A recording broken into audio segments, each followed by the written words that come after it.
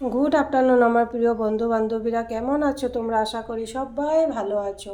তো আজকে আমি দুপুরে লাঞ্চে বানিয়েছি ভাত, আর বানিয়েছি মূলা দিয়ে আলু দিয়ে মাছের ঝোল করেছি, কালিজিরা ফোড়ন দিয়ে, আর করেছি সিম দিয়ে শালগম দিয়ে একটা ঝাল করে চচ্চড়ি করেছি, আর করেছি পালং পাতার বড় করেছি, কারি পাত্তা ভাজি করেছি বন্ধুরা।